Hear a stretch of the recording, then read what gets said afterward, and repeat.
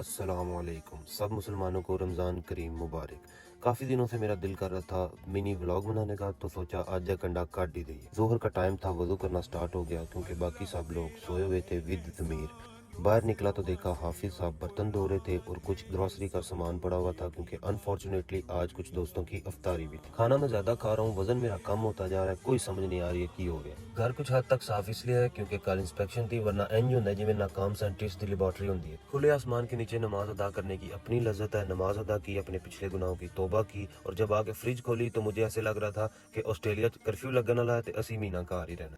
گوشت کو دھونے کے لیے رکھا کیونکہ آج میری فیوریٹ ڈش مٹن کڑھائی بننے والی تھی۔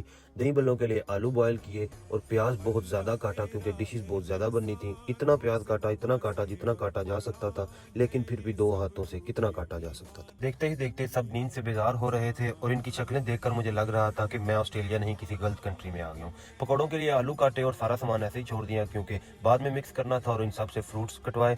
حافظ صاحب اپنی شرٹ پریس کر رہے تھے کیونکہ انہوں نے جاب پر جانا تھا، اور میں نے 2 پمپ مار کر اس شریف آدمی کی آج چھٹی کروا دی۔ آلو کو دیکھنا چاہا تو آلو مجھے کہہ رہے تھے کہ سانو کیڑے گناہاں دی سزا ہے، تے گناہاں تو یاد ہے میرے گناہاں دا ساتھی میرا کوک بھی تشریف لے آیا ہے۔ کوک صاحب نے آتے ہی مسالوں کی مدر سسٹر ون کرتے ہوئے مٹن کو آدھے گھنٹے کا اتقاف بٹھا دیا اور بولا ادھر کوئی نہ آئے۔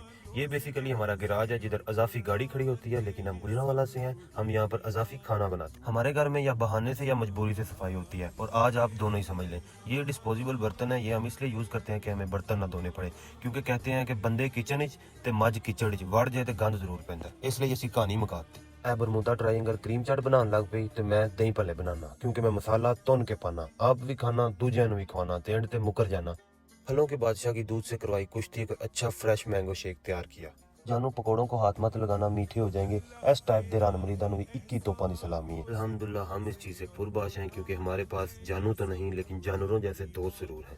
دوستوں سے یاد آیا زندگی میں اچھے دوست ضرور بنائیں کیونکہ اچھے دوست زندگی کا قیمتی اثاثہ ہوتے ہیں۔ کوکنگ میں اتنے مصروف تھے کہ پتہ ہی نہیں چلا روزہ کب کھل گیا۔ ڈشز آلموسٹ تھی تیار، بندے سارے پہنچ کے گھر۔ ٹوئنکل ٹوئنکل لٹل سٹار، محنت کیتی صرف بندیاں چار، تعریف کر کے جایو یار، کیونکہ باقی سب لک بیزی ڈو نتھنگ، نظر مصروف آ رہے تھے لیکن کر کچھ نہیں رہے تھے۔ جیسے کہ جنگل کا ڈاکٹر باندر تھا، ایک شیر بیمار ہو گیا، اس کو پاس لے گئے۔ باندر نے 2-4 درخت پر چھلانگیں لگائی، اتنی دیر میں شیر مار گیا۔ صاحب نے پوچھا تو باندر نے کہا کہ ناس پاجتے میں بڑی کیتی ہے، جی میرا آپ دی مرضی، ان کا وہ حساب ہے۔ افطاری کے بعد نماز ادا کی، پھر گپ شپ لگانے کے بعد شفیق احمد نے روٹی کھول دی۔ روٹی کھول کے میں سر پہ ہی کھڑا رہا کیونکہ مجھے پتا تھا انہوں نے رج کے نہیں، انہوں نے تھک کے اٹھنا ہے۔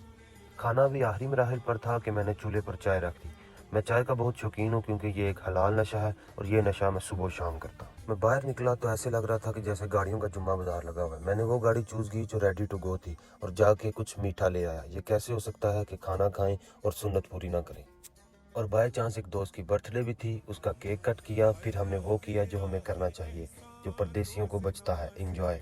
پھر کھل کے انجوائے کیا کیونکہ میں سمجھتا ہوں اگر آپ کو زندگی دکھ دینے میں کمی نہیں کرتی تو آپ بھی انجوائے کرنے میں کمی نہ کریں۔ تھکاوٹ بہت زیادہ ہو گئی تھی، سب اپنے اپنے کمروں کی طرف چلے گئے اور میں اپنی ماں جی کی جوتی چوم کر سو گیا کیونکہ بہت بہت بڑے خواب میرے سونے کا انتظار کر رہے تھے۔